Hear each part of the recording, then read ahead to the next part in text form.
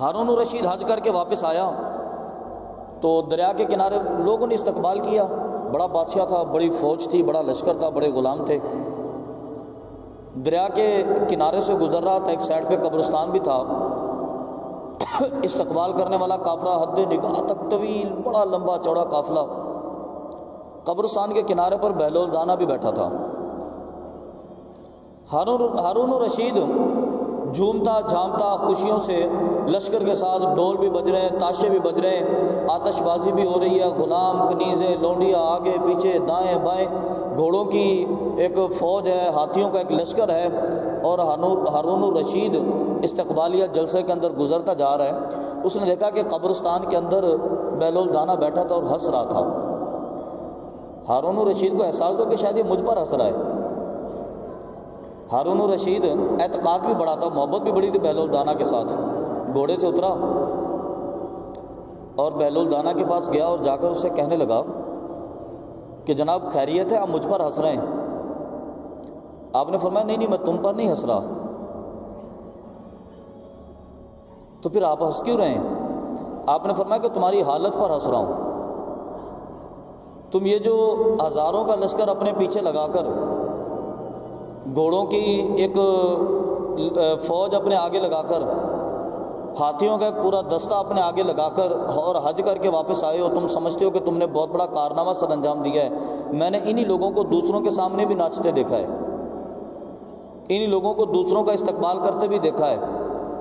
دنیا میں انسان آتا ہے چلا جاتا ہے. کتنے بڑے بڑے بزنس مین جو سمجھتے تھے کہ ہمارے بغیر دنیا کا نظام ہی نہیں چل سکتا، وہ آج قبرستان میں پڑے ہیں.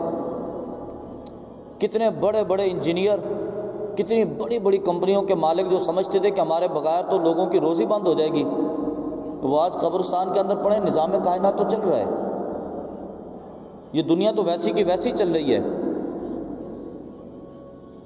تو اس لیے میں ہنس رہا ہوں کہ یہ استقبال کرنے والے کبھی لوگوں کا استقبال بھی کیا کرتے تھے. آج تمہارا استقبال کر رہے ہو، تم اس کے اندر بڑے نازاں ہو، تم اس کے اندر بڑے خوش ہو، تم اس کے اندر بڑے راضی ہو. تو بہلول دانہ نے جب یہ باتیں کی تو ہارون الرشید نے ذرا شرمندہ ہو کر کہا کہ حضرت میں نے سنا ہے کہ آپ کے حالات کچھ خراب ہیں، کچھ نامساعد حالات کا سامنا ہے، آپ پر کچھ قرض بھی ہے، تو اگر مجھے حکم فرمائیں کتنی رقم ہے میں ادا کر دوں؟ آپ نے فرمایا کہ تمہارا مالک کون ہے؟ کہا میرا مالک اللہ ہے. تو فرمایا کہ میرا مالک کون ہے؟ کہا وہ بھی اللہ ہے. تو بہلول دانہ نے کہا کہ ایسا کیسے ہو سکتا ہے کہ اللہ تمہیں دے دے اور پھر مجھے نہ دے؟ وہ تمہیں دے دے اور مجھے بھول جائے؟ ایسا کیسے ہو سکتا ہے؟ وہ مجھے بھی دے دے گا، میں قرضہ بھی ادا کر لوں گا. اور دیکھیں نا، نبی کریم صلی اللہ علیہ وسلم نے یہ دنیا میں دوسرے لوگ تو پریشان ہو، امریکہ پریشان ہو جائے، افریقہ پریشان ہو جائے، یورپ پریشان ہو جائے، جن کے پاس اسلام کی دولت نہیں ہے، ہمیں پریشان ہونے کی کیا ضرورت ہے جناب؟ ہم کبھی اس کے دروازے پر بھٹکتے ہیں، کبھی اس کے دروازے پر بھٹکتے ہیں، کبھی یہاں دھکے کھاتے ہیں، کبھی وہاں دھکے کھاتے ہیں، اور ہم پریشان ہوتے ہیں. ہمیں پریشان ہونے کی کیا ضرورت ہے روزی کے معاملے میں؟ نبی کریم صلی اللہ علیہ وسلم کی تعلیمات تو آپ کے سامنے ہیں.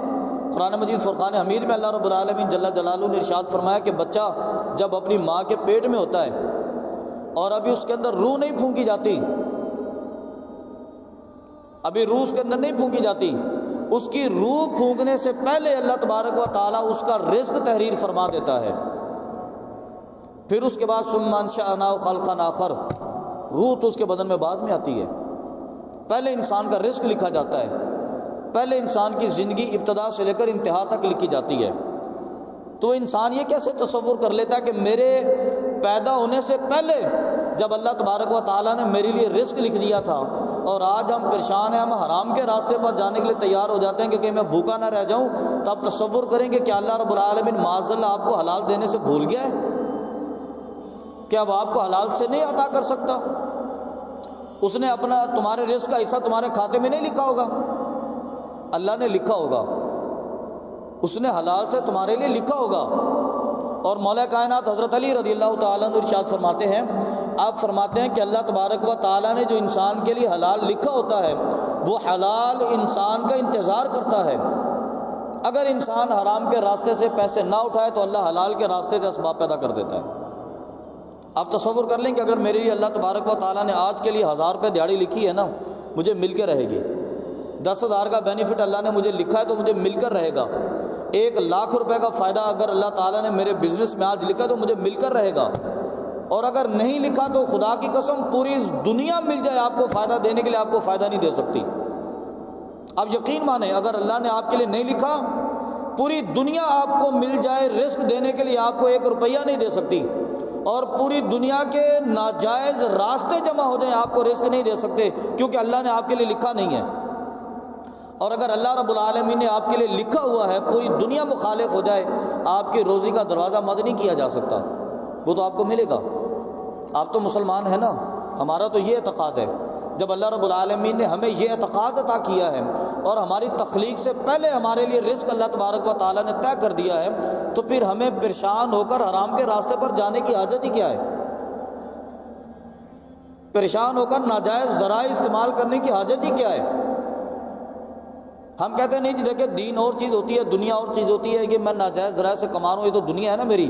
دین یہ ہے کہ میں اپنے رب کو 5 وقتوں میں بڑا راضی رکھتا ہوں. میں تو بھی آدھی رات کو بھی اٹھ کے کھڑا ہو جاتا ہوں اپنے رب کو راضی کرنے کے لیے. وہ تو میری دنیا ہے کہ اگر میں ملاوٹ کر لیتا ہوں، دودھ میں پانی ڈال دیتا ہوں، کریانے کے آئٹم میں مکسنگ کر دیتا ہوں، اصلی مال دکھا کر نقلی مال بیچ دیتا ہوں، تو میری دنیا ہے. وہ تو دنیا کا اور دین کے ساتھ کیا تعلق؟ آپ یاد رکھیے کہ اللہ رب العالمین نے آپ کو دین اور دنیا دونوں میں کامیابی کے لیے پیدا کیا ہے. اللہ رب العالمین نے جب آپ کے مقدر میں رزق لکھا ہوا ہے تو پھر آپ بے فکر رہیے، وہ رزق آپ کو مل کر رہے گا. پھر حرام کے ذرائع پر جانے کی ضرورت تو نہیں ہے نا. تو اس لیے بہلول دانا نے ہارون الرشید سے، جو وقت کا بادشاہ تھا، اس سے کہا کہ کیا تمہارا رب اور ہے، میرا اور ہے؟ ایسا کیسے ہو سکتا ہے کہ رب تجھے عطا کر دے اور مجھے بھول جائے؟ نہیں، وہ مجھے بھی عطا فرمائے گا.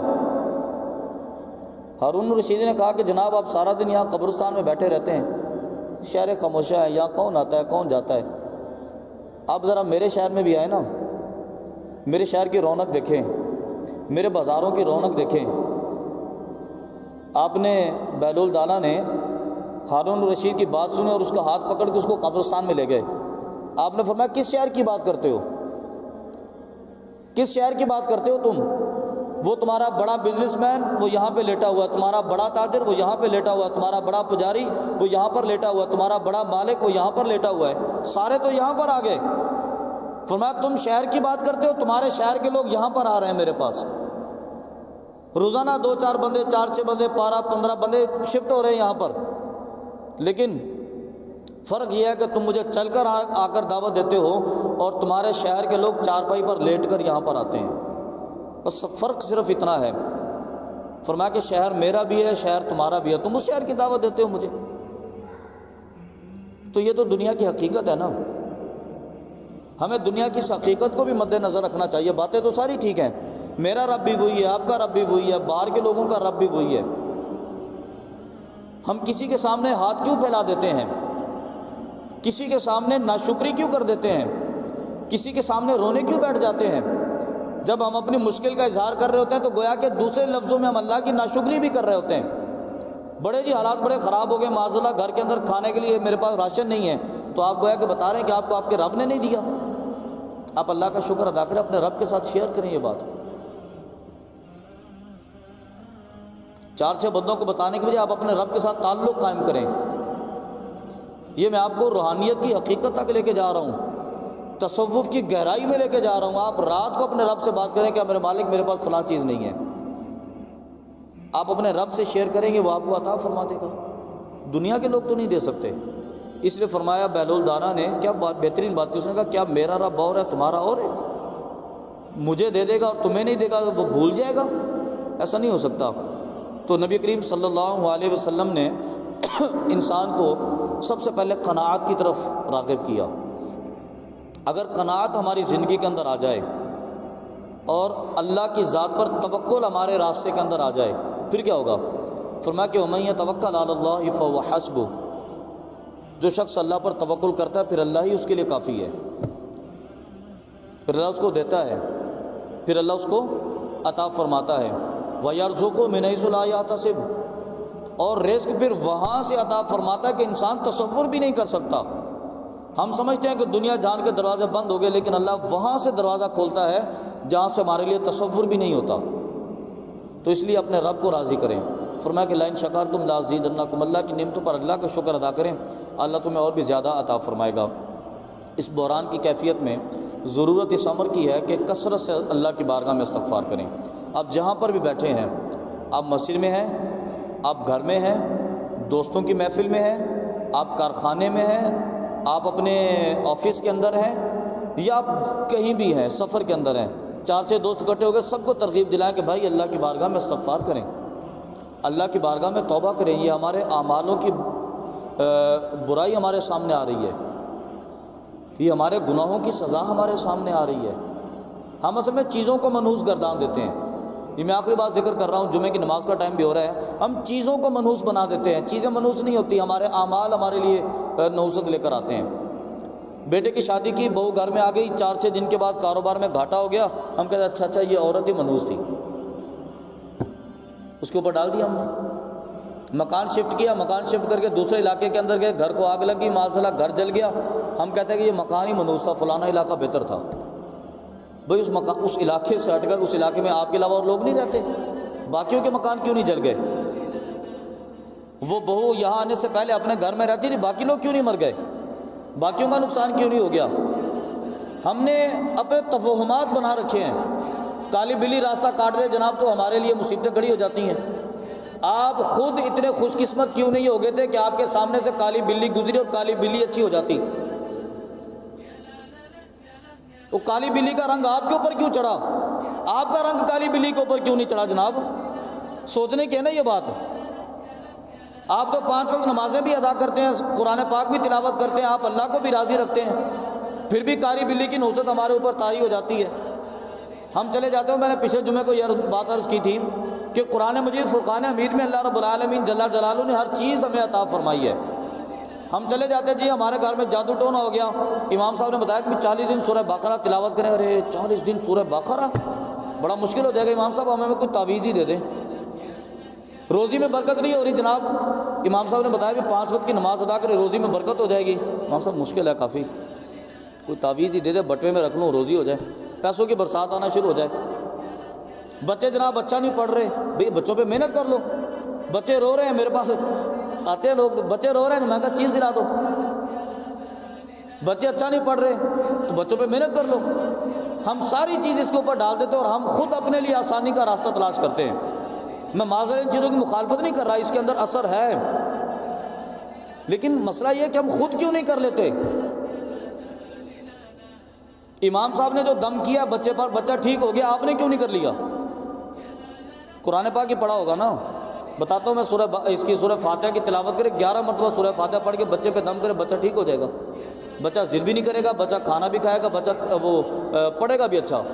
یہ عمل کر لیں، 11 مرتبہ سورہ فاتحہ پڑھ کے اس پہ دم کر لیں۔ میں بھی یہی کرتا ہوں جب لوگ آتے ہیں، کسی کے سر میں درد ہے، 11 مرتبہ سورہ فاتحہ پڑھ کے اس پہ دم کر دیں، ٹھیک ہو جائے گا۔ بہرحال بہت ساری باتیں ہیں۔ میں یہ عرض کرنا چاہ رہا تھا کہ ہم دوسری چیزوں کی نحوست پر فوکس کر کے بیٹھ جاتے ہیں۔ اب چھوڑیے دوسری چیزوں کی نحوست کو، آپ اپنا کنیکشن اپنے رب کے ساتھ ٹھیک کر لیجئے، آپ اپنا تعلق اپنے رب کے ساتھ مضبوط بنا لیجئے۔ یقین مانیے کالی بلی بھی آپ کا راستہ نہیں کاٹ سکتی، اور گاڑی کے ساتھ لٹکی ہوئی جو چھوٹی سی جوتی جو ہے نا، وہ بھی آپ کو ایکسیڈنٹ سے نہیں بچا سکتی۔ آپ اپنے رب کے ساتھ اپنا کنیکشن مضبوط کر لیجئے، تعلق مضبوط کر لیجئے۔ اللہ رب العالمین کی بارگاہ سے دعا ہے کہ اللہ تعالیٰ صراط مستقیم پر استقامت عطا فرمائے، اور اللہ تعالیٰ ہمیں ان نامساعد حالات کے اندر صبر و شکر کے ساتھ، توکل کے ساتھ، اعتماد کے ساتھ زندگی بسر کرنے کی توفیق عطا فرمائے۔ آمین۔ وما علینا الا البلاغ المبین۔